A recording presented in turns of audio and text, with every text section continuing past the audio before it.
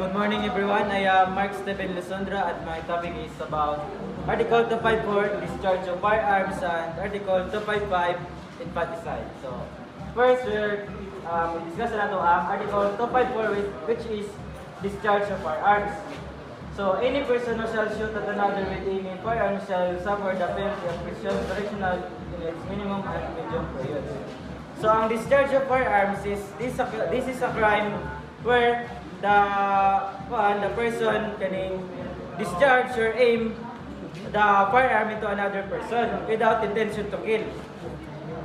And then the person na liable for discharge of firearms will suffer the penalty of prison correctional in its minimum and medium period. So 6 months and 1 day to 4 years and 2 months.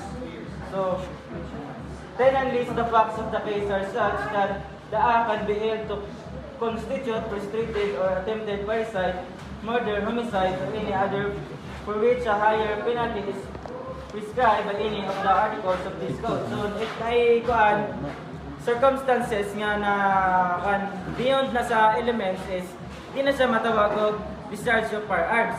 So maybe may makakuha na siya, liable na siya for constitute frustrated or attempted parricide, murder, or homicide. So the elements of discharge of firearms are: 1. That the offender discharges the firearm against or at another person. So that the offender shall aim the firearm to another person. And then, that the offender has no intention to kill that person. So dapat, mula sa intention nga pat yun ang kaning victim. Iyaragi, totok ang pusin. So these are mga essential elements of discharge of firearms. So first, shall shoot at another.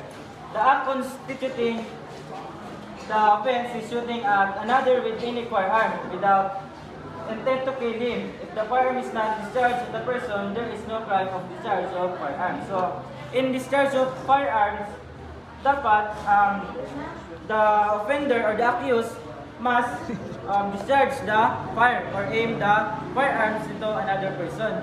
And dapat wala sa intention nga pat yun.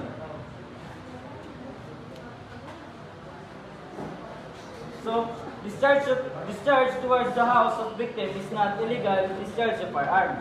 Firing a gun against the house of the offended party at random, not knowing in what part of the house the people inside were only alarmed under Article 155. So, if the person, example mate, if the person discharged the firearms towards the house of the victim is dili siya ma-considered nga discharge of firearms because wala niya na nasa element sa discharge of firearms, dapat maka-aim siya or maka-discharge siya sa victim.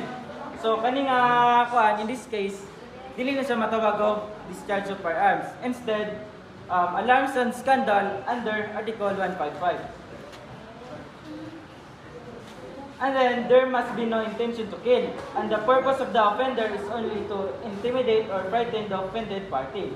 So, in discharge of firearms, there must be no intention to kill or walay intention ang offender sa victim. And only iyara pang hadlock or intimidate sa victim.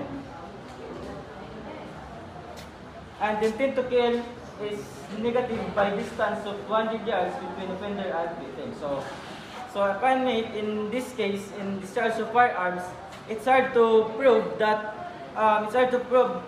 the intention if the person discharged the firearms is beyond 200 yards. So in most cases, dili na siya matawag og ma-consider na siya og discharge of firearms. And then, complex crime of illegal discharge of firearm with serious or less serious physical injuries. So in discharge of firearm mates, if pag shoot niya sa victim is naigo abi, then he will suffer two crimes. So muna siya gitawag nato nga complex crimes. So it would be illegal discharge of firearms with less serious or less serious physical injuries. So if mapatay niya ang victim, so dili na siya discharge of firearms. It could be homicide na. So the crime is discharge of firearm even if the gun was not pointed at the offended party when it fired, as long as it was initially aimed by the accused at or against the offended party. So in this case, mate, even if wala na pabuto niya sa person or bisag asa niya napabuto, but before niya nga napabuto ang pusil is iya gi-aim sa usa ka tawo, then makonsider japon siya nga discharge of firearms.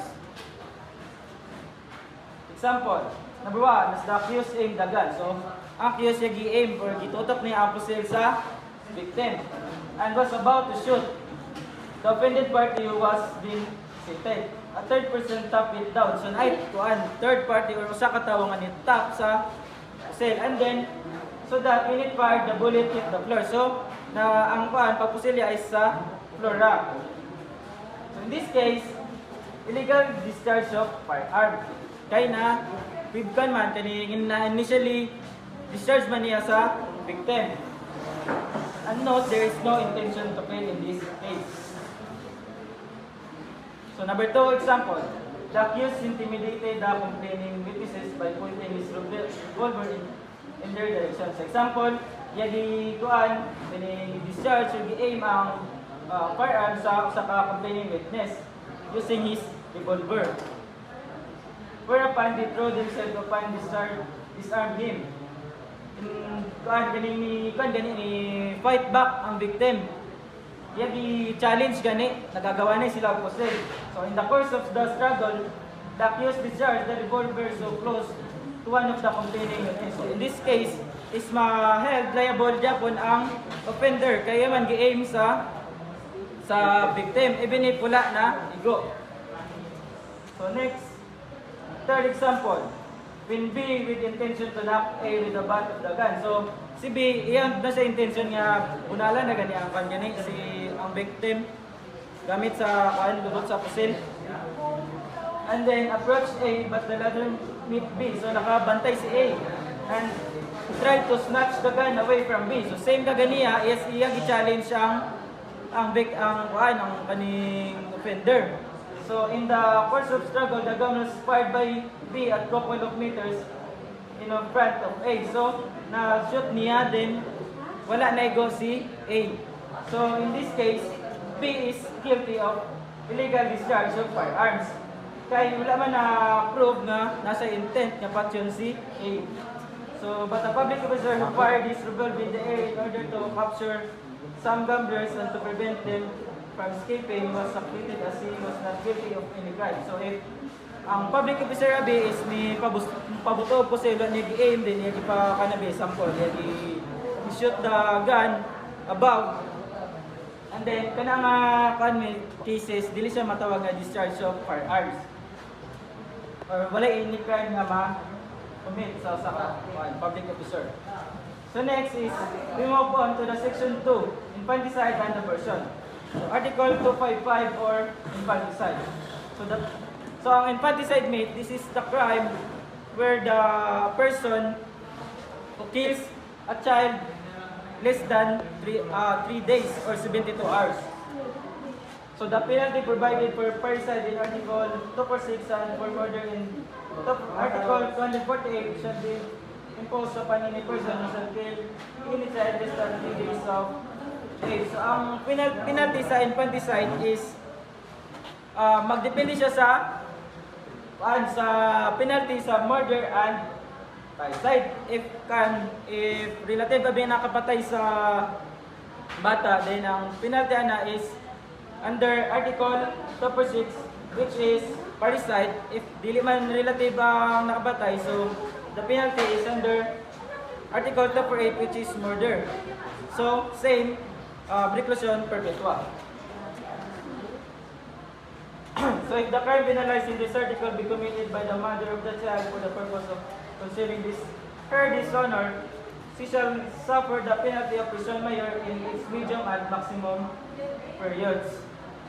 So and if said crime be committed for the same purpose by the maternal parents or either of them, the penalty shall reclusion temporal. So if ang mother abimate is purpose ani is para concealing his dishonor or para dili siya maulawan na be siya ginikanan or sa mga silingan is makakuan siya entitled siya of mitigating circumstance, which is ma-suffer nga penalty is prison mayor in medium and maximum period. So from 8 years and 1 day to 12 years. But if the committed in this purpose is the maternal grandparents is suffer nga penalty is reclusion temporal, which is from 12 years and 1 day to 20 years. So infanticide may be defined as the killing of any child in 3 days of age, whether the killer is the parent or grandparent, any other relative of the child, or a stranger. So infanticide is the crime nga ipatay ang bata less than 3 days or 72 hours. It could be ang relatives or dili. So elements of infanticide, that a child was killed or ang bata na patay, and that the deceased child was less than 3 days.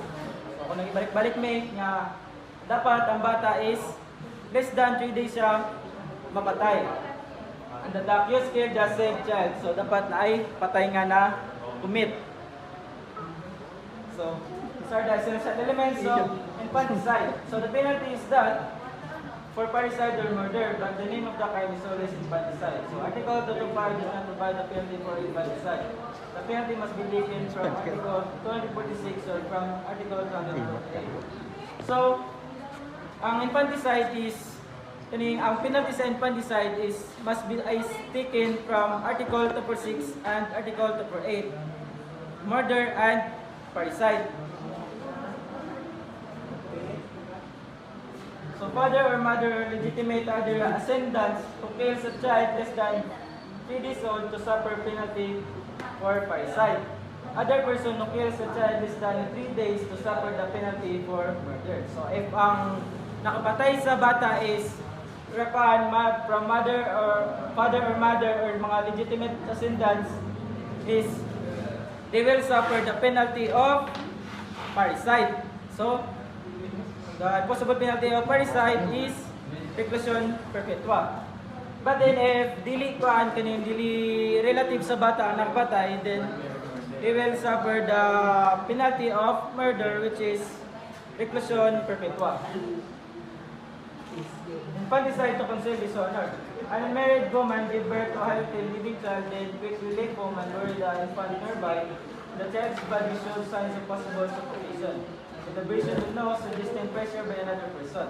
The court ruled that the child did not die a natural death, and the mother's action showed clear intent to kill the infant to hide her dishonor. So, just like said sa Kogingan ganiya, ang purpose sa Mother Abe pagpatay sa bata is to concealing her dishonor or para dili siya mabulawan. So, sample si Kuan Abe, si mate nadilanta, nabuntis abi siya. Di sa ganahan malawan na be sa kasilinganan niya or parent. So iya gipatay ang bata, kuya niya patay ang bata. Mano siya ang infanticide to conceal dishonor. So concealing dishonor is not an element of infanticide. The purpose of concealing the dishonor is not an element of infanticide. It merely mitigates the liability of the mother or maternal grandparent who committed the crime. So kanang concealing dishonor is not part of the element of infanticide, but dili pud sila kaning free. Nara jud sila maka-suffer jud sila, but i-mitigate na ila penalty. So ila i-serve na sentence is prison mayor from medium to maximum. So only the mother and maternal grandparents of the child are entitled to the mitigating circumstance of concealing the dishonor. So only the mother and maternal grandparents if kaning in the purpose of concealing dishonor. So more sila ang entitled for mitigating circumstance. So if lahi nga tao ang nipatay, so dili sila kaning entitled. So reason for the mitigation of the liability of the mother. So the purpose is conceal the dishonor. And delinquent mother who claims concealing dishonor must be a good reputation. So dapat may intention niya pagpatay sa bata is dili nga dili gid nga tinuyuan gid niya ba nga patyon ra kay kuan. Ganana siyang patyon. But dapat is na siya reason mo to kuan kini concealia dishonor or dapat kini hindi siya ganahan ulawan. So if example if kani prostitute ang ni kuan nabi ang ni kuan patay sa bata, dili siya kuan entitled sa mitigating circumstance. So stranger cooperating with the mother giving a child this gun 3 days old is guilty of infanticide also but the penalty that for murder. So stranger akan nabi kani usa ka stranger na nitabang pagpatay sa bata is held liable jud siya sa crime of infanticide. And the penalty he will suffer is from the crime of murder, which is reclusion perpetua. No crime of infanticide is committed where the child was born dead, or although born alive, it could not sustain an independent life when it was killed. So, walay crime nga infanticide mate if napatay ang bata, kining wala pa siya kagawas, or wala pa siya na panganak, or kaning mga undeveloped child.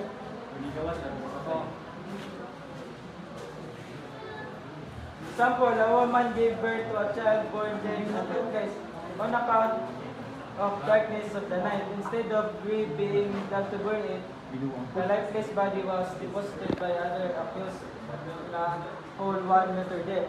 So, in this case, since the crime consists in killing a child, the prosecution must be proved that the mother gave birth to a living creature. So, para kaning held liable siya for infanticide, dapat na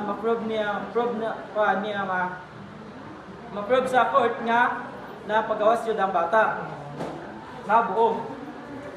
So the child must be born alive and fully developed. That is, it can sustain and life. So dapat ang bata is makita yun nga buhi. Usa siya, but yun din, he will suffer crime of infanticide. So a fetus about 6 months old cannot subsist by itself outside the maternal womb. So, ang mga bata nga mga wala ka sustain or napatay siya inside sa mama niya is dili siya ma-considered nga infanticide. So, thank you. Yay!